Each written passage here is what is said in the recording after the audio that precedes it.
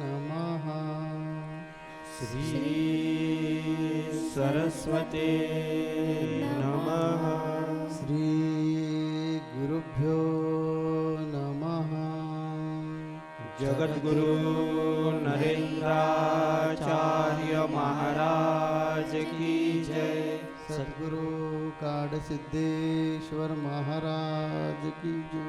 संत शिरोमणि गजानन महाराज की जय। आद्य जगद्गुरु रामानंदाचार्य महाराज की जय। सियावल्लभ रामचंद्र की जय। गुरुर्ब्रह्मा गुरुर्विष्णु गुरुर्देवो महेश्वरा गुरुर्साक्षात् परब्रह्म तस्मै श्री गुरवे नमः। सार्थ श्री ज्ञानेश्वरी अध्याय पहिला। ओम नमोजी आद्या वेद प्रतिपाद्या जय जय स्वसंवेद्या आत्मरूपा देवा तुची गणेशो सकलार्थमती प्रकाशो मणे निवृत्ती दासो अवधारी जोजी। हे शब्द ब्रह्म शेष तेची मूर्ती सुवेश जेथे वर्ण वपू निर्दोष निर्वतसे स्मृती तेची अवयव देखांगिक भाव तेथ लावण्याची ठेव अर्थशोभा अष्टादश पुराणे तिची मणी भूषणे पदपद्धती खेवणे प्रमेय रत्नांची पुंडलीक वरदे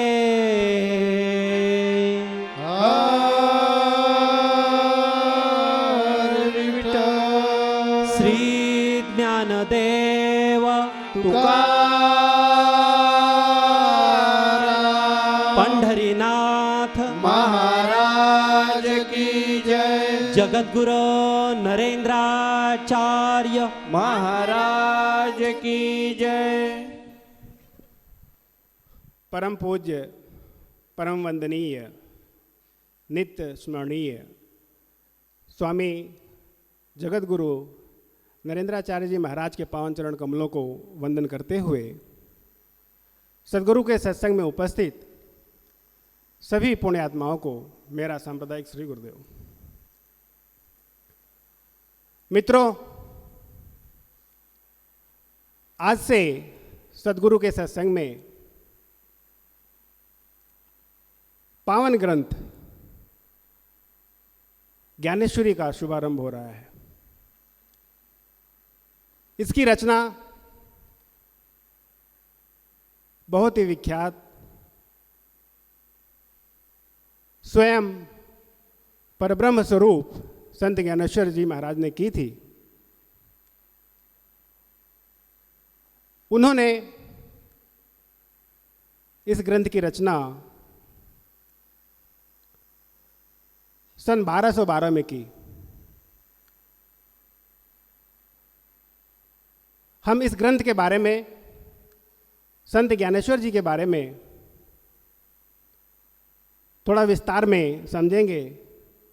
उसके पहले हम सब जानते हैं, हमारे सनातन धर्म में जब भी कोई शुभ कार्य होता है तब हम भगवान गणेश की स्तुति करते हैं, वंदना करते हैं, क्योंकि बिना उनकी स्तुति किए हुए जो भी कार्य होता है वो सुखदायी फलदायी नहीं होता है। ऐसा वरदान भगवान गणेश को भगवान शिव तथा सभी देवताओं से प्राप्त है। इसकी छोटी सी कहानी हम पहले भी सुन चुके हैं, मैं यहाँ दोहराना नहीं चाहूँगा। तात्पर्य यह है कि हर शुभ कार्य के पहले भगवान गणेश की वंदना होती है। तो संत ज्ञानेश्वर ने भी, जो स्वयं विष्णु के अवतार थे, उन्होंने इस परंपरा को यहाँ जीवित रखा। उन्होंने भी इस पावन ग्रंथ की रचना करने के पहले भगवान गणेश की और परब्रह्म रूपी सद्गुरु तथा माता सरस्वती, इन तीनों की वंदना की है।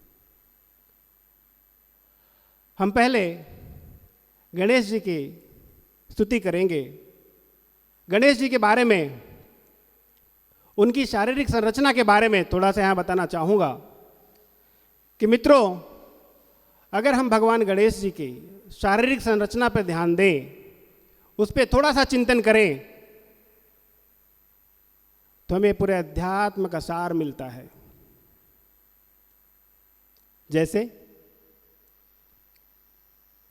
भगवान गणेश का जो उदर दिखाया गया, पेट दिखाया गया, उनके पेट में संपूर्ण ब्रह्मांड समावित है। वो ये दर्शाता है कि संपूर्ण ब्रह्मांड भगवान गणेश के उदर से ही उत्पन्न हुआ है। उनके सूंड के अग्रभाग की अगर ध्यान से आपने देखा हो, तो उसकी संरचना ओम के आकार की होती है, क्योंकि भगवान गणेश ही वो ओमकार है। वो निर्गुण परब्रह्म, वो पुरुष जिसके बारे में हमने अनेक ग्रंथों में, सत्संग में सदगुरु के मुखारविंद से सुना है, वो कोई और नहीं, भगवान गणेश स्वयं है। उनके कानों की संरचना देखिए, इतने बड़े क्यों हैं? वो ये दर्शाता है कि उनके कान इतने विशाल हैं कि अनकही बातें भी वो परमात्मा सुन लेता है। हमें उसके दरबार में जाके चिल्लाने की जरूरत नहीं। अगर आपने अपने मन से उसे याद किया, अंतर्मुखी होके उसका ध्यान किया, तो आपके मन की हर बात परमात्मा स्वरूपी सद्गुरु समझ जाते हैं। इसका ज्ञान हमें गणेश जी के कानों से मिलता है। उनकी इतनी लंबी सूंड उन्हें विघ्नहर्ता का रूप देती है। जो रास्ते में कुछ भी आता है, रुकावटें आती है, उसे दूर करने में सहायक होती है। इसीलिए उन्हें विघ्नहर्ता नाम भी मिला है। कहने का तात्पर्य, अगर आप आध्यात्म से जुड़े हैं, हम सब भाग्यशाली हैं जो जुड़े हुए हैं, सुन रहे हैं, समझ रहे हैं। अगर हम उस परब्रह्म की बनाई हर एक चीज का चिंतन करने की शुरुआत करें, तो यकीन मानिए हमें कहीं न कहीं उस ज्ञान का, उस मार्गदर्शन का जो सत्संग में हमें सद्गुरु देते हैं, हमें मिलता है।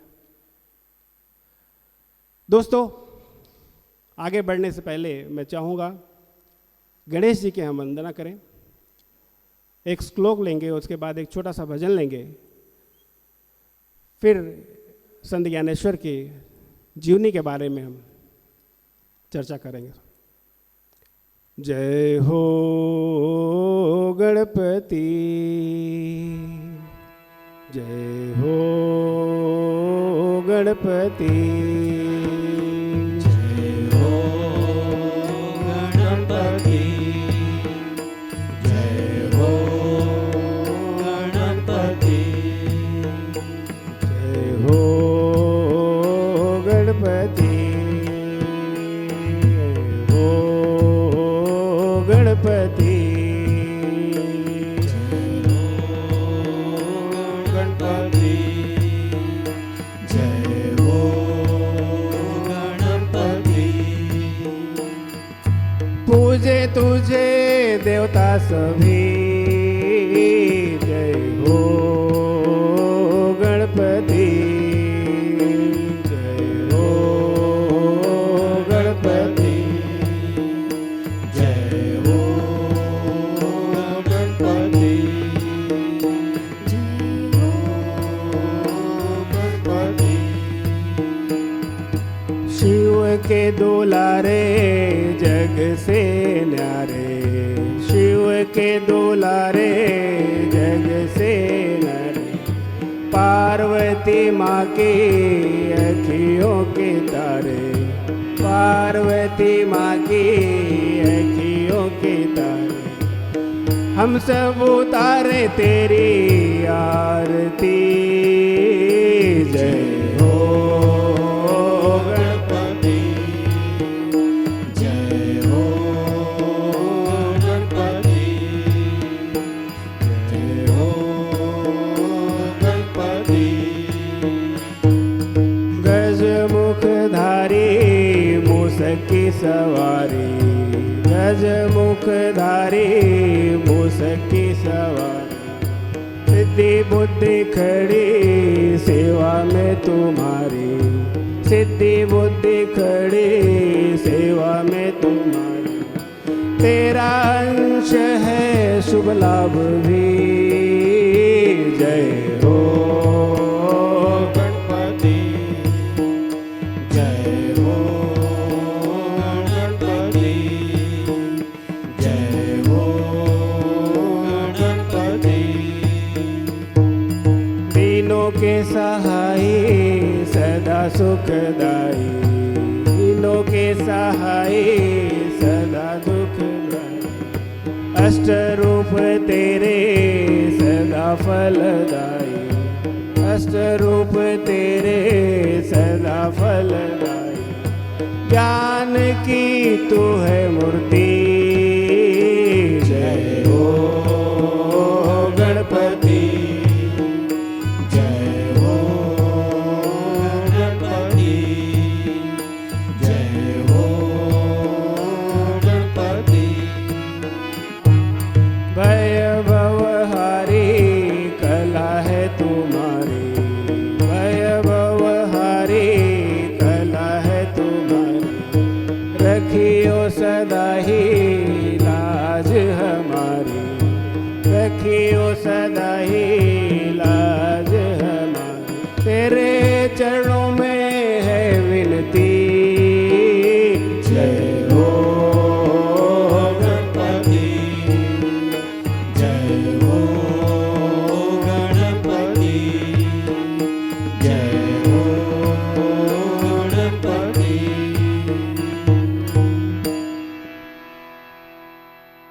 सदा सुखदाई दीनों के सहाई। भगवान गणेश बड़े दयालु हैं, सदा हमारे विघ्नों को हरते हैं, हम सब जानते हैं। वही विनती संत ज्ञानेश्वर जी भी यहाँ करते हैं। आगे बढ़ते हुए इस ग्रंथ के बारे में, पावन ग्रंथ ज्ञानेश्वरी, ये क्या है? ज्ञानेश्वरी कुछ और नहीं, 5000 वर्ष पूर्व भगवान कृष्ण ने, उनके मुखारविंद से जो ज्ञान निकला, जिसने गीता का रूप लिया, उसी गीता का बहुत ही सरल विश्लेषण, ट्रांसलेशन संत ज्ञानेश्वर जी ने किया और उसका नाम ज्ञानेश्वरी रखा। क्यों करना पड़ा संत ज्ञानेश्वर को सरल भाषा में इसका अनुवाद? क्योंकि वह परम ग्रंथ गीता, जो भगवान के स्वयं मुखारविंद से निकला हुआ था, उसे पढ़ना समझना इतना आसान नहीं था। वह संस्कृत भाषा में था। समाज में ज्ञान फैलाने के लिए, उन्हें समझाने के लिए संतों ने हमेशा ऐसा मार्ग चुना है जिससे वह ज्ञान हमें समझने में, पाने में और उसका आचरण करने में आसानी हो। वही कार्य संत ज्ञानेश्वर जी ने भी यहाँ किया। इस पूरे ग्रंथ की रचना में उन्होंने 799 श्लोकों की व्याख्या की है, जो पूरे गीता का जो 18 अध्याय है उसका पूरा सार है।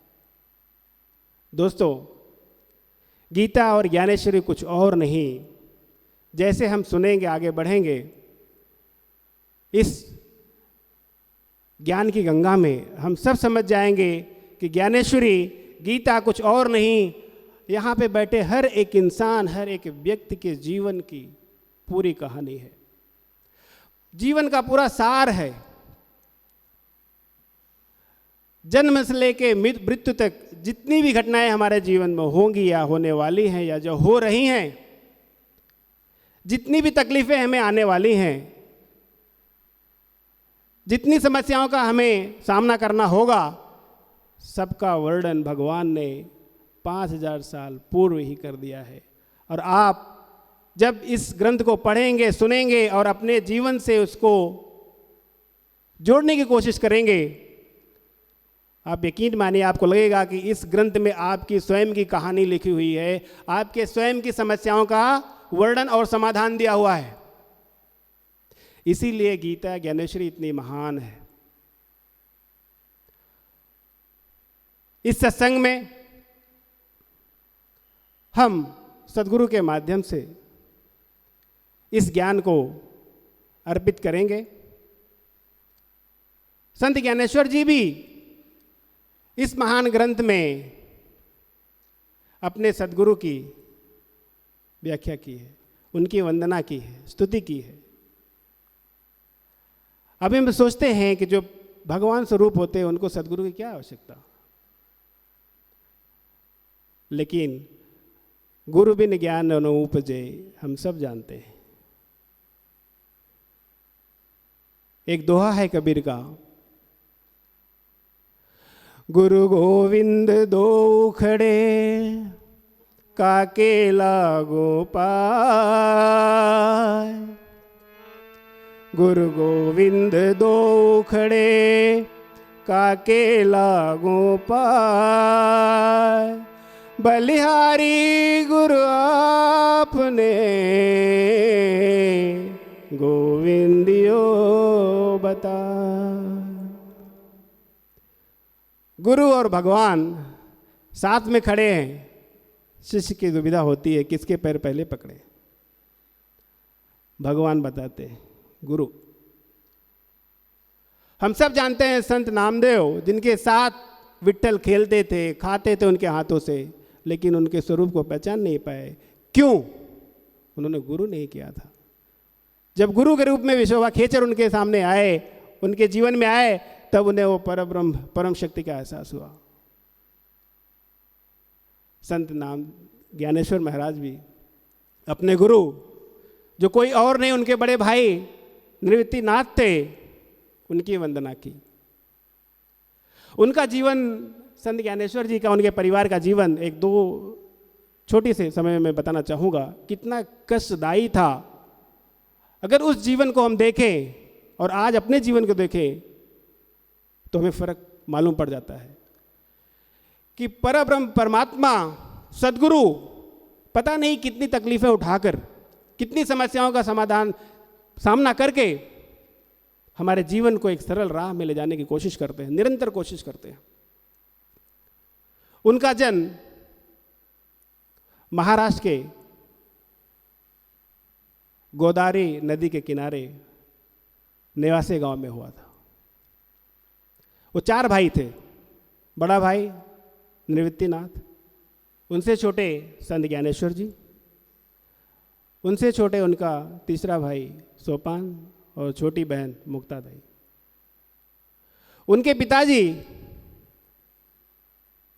श्री विट्ठल पंत जी, जो अपने संसार से परेशान होकर, सांसारिक तकलीफों से जैसे हम कभी कभी परेशान हो जाते हैं, परेशान होकर उन्होंने अपना घर त्याग करके संन्यास ले लिया, बनारस चले गए। एक संत की छत्र छाया में उन्होंने अध्यात्म ज्ञान पाने की चेष्टा रखी। लेकिन फिर स्वामी रामानंद, फिर उन्हें जगत गुरु रामानंदाचार्य जी के पास, जगत गुरु रामानंदाचार्य जी के पास गए और उन्होंने अध्यात्म की शिक्षा लेना चाही। लेकिन कर्म का बोझ किससे कटा है? कर्म तो सबको करना है। उनका कर्म बाकी था। स्वामी जी ने उन्हें वापस उनके संसार में भेज दिया और फिर ये 4 रत्नों की उत्पत्ति हुई। ऐसा माना जाता है, ऐसा कहा जाता है कि 4 पुत्र और पुत्री इनके नहीं थे, बल्कि ये 4 स्वयं वेद थे। उन्हें खाने के लिए अन्न नहीं थे, पहनने के लिए वस्त्र नहीं थे, समाज से उन्हें निकाल दिया जाता था। क्योंकि ऐसी मान्यता है कि सन्यासी बनने के बाद आप संसार नहीं कर सकते हो। ये बहुत बड़ा पाप है। ऐसी गलत धारणा हमारे समाज में फैली हुई थी, आज भी हमें देखने मिलता है ये। उसके बावजूद भी संत ज्ञानेश्वर ने तकलीफें उठाकर इस महान ग्रंथ की रचना की, क्योंकि वो जानते थे जब तक इसका प्रसार सरल भाषा में समाज में नहीं जाएगा, ये जो समाज की फैली हुई गलत धारणाएं हैं ये दूर नहीं होंगी। हमारे जैसे इंसानों का जीवन सरल नहीं होगा और उलझते जाएगा। तो संत ज्ञानेश्वर ने नृत्यनाथ की वंदना की और ग्रंथ की रचना की। उन्होंने बार बार इस ग्रंथ में, जैसे हम आगे पढ़ेंगे, अपने सदगुरु की वंदना की, सदगुरु की कृपा छाया की बात की है, क्योंकि सदगुरु के बिना ज्ञान नहीं। आज हम सब कितने भाग्यशाली, आप सोचिए कि हमारे समक्ष स्वयं परब्रह्म रूपी सदगुरु स्वामी नरेंद्राचार्य जी बैठे हैं। उनकी शरण, उनकी छत्र छाया हम सबको मिली हुई है। मेरे भाइयों बहनों दोस्तों, मैं इस सदगुरु के सत्संग के माध्यम से ये विनती करना चाहूँगा कि जिस ग्रंथ की रचना भगवान संत ज्ञानेश्वर ने की, जिस अमृत को देना चाहते हैं, उसे पीने से हमें वंचित नहीं होना चाहिए। अगर एक भी सत्संग हमने छोड़ दिया तो आप समझो कि आपके जीवन की एक समस्या का समाधान आपसे दूर चला गया। पता नहीं उसके लिए आपको कितना भटकना पड़ेगा। तो अगर आप चाहते हैं कि आपका जीवन भी एक सुगम राह पर निकल पड़े, आप भी समझ सकें कि आपको निर्देश किस लिए मिला है, स्वस्वरूप की पहचान करनी है, अपने शारीरिक और प्रापंचिक समस्याओं का समाधान बहुत ही आसानी से ढूंढना है, तो सत्संग में हर रविवार ज्ञानेश्वरी सुननी आवश्यक है। क्योंकि ये ज्ञानेश्वरी दूसरे कोई नहीं है, ये भगवान कृष्ण ने जो गीता अर्जुन को बताई, और वो जो भ्रमित हुआ था, ये फलाने हमारे हैं, ये चाचा मामा सब रणांगण में कुरुक्षेत्र में खड़े हैं, और उनके साथ हम युद्ध कैसे करेंगे, और युद्ध करवा के वो सब लोगों को ख़त्म करवा के मुझे आनंद कैसा मिलेगा, और इससे हम क्या पाने वाले हैं। इस कारण मुझे युद्ध नहीं करने का।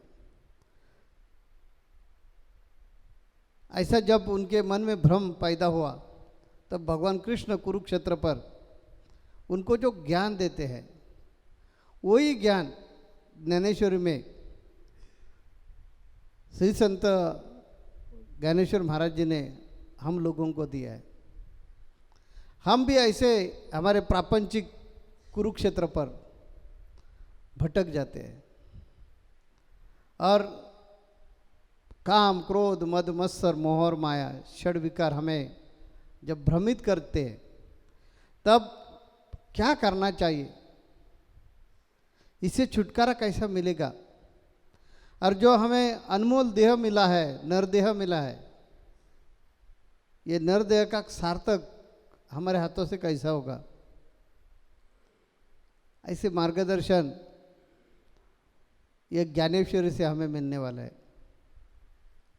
पिछले संत संग तक हम दासबोध सुन रहे थे। समर्थ रामदास स्वामी जो भगवान राम जी के खुद को दास मानते थे, ऐसे समर्थ रामदास स्वामी जी ने भी ऐसा ही दासबोध ग्रंथ हमें दे दिया, और उसमें गुरु शिष्य संवाद करवा के हमारे मन में जितने शंका है, आशंका है, उनका समाधान देने का प्रयास किया।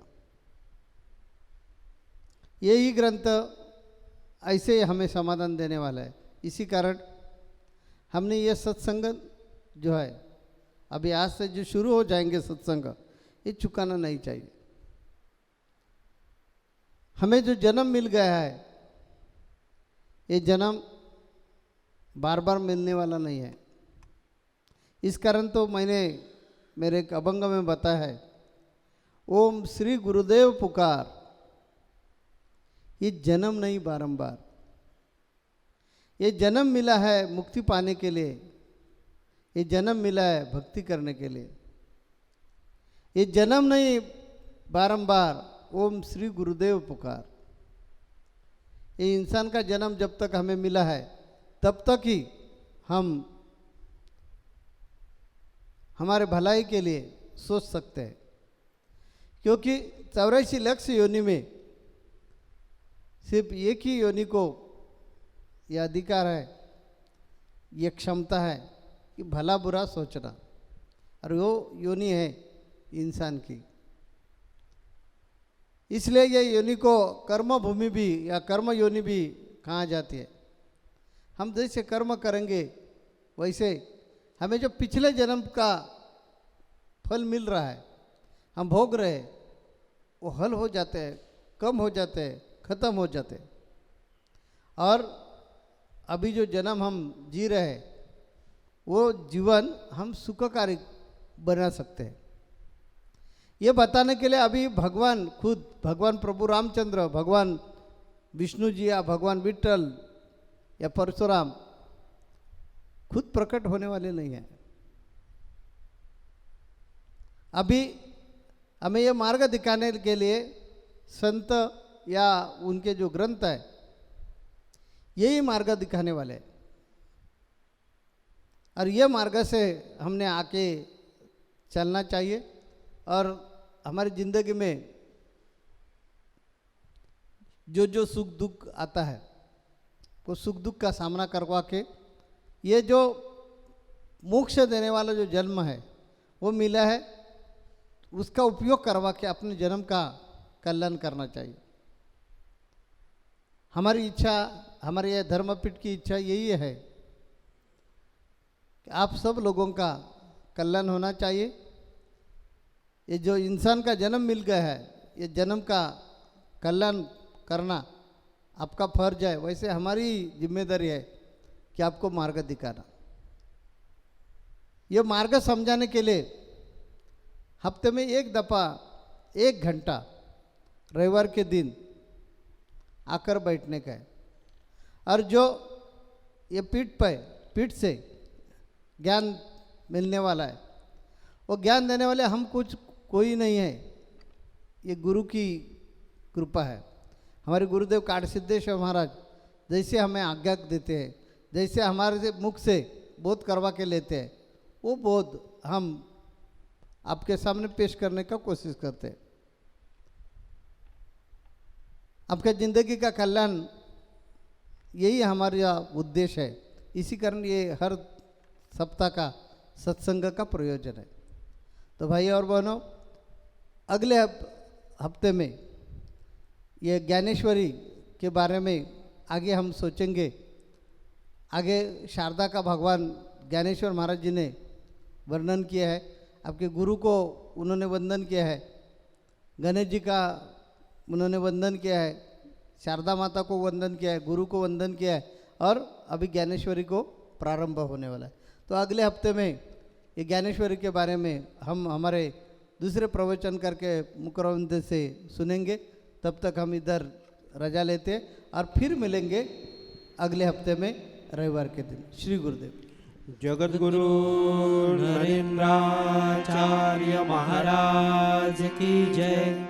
सद्गुरु काल सिद्धेश्वर महाराज की जय।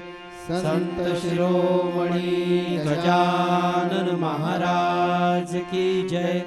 आद्य जगद्गुरु रामानंदाचार्य महाराज की जय। सिया वल्लभ रामचंद्र की जय।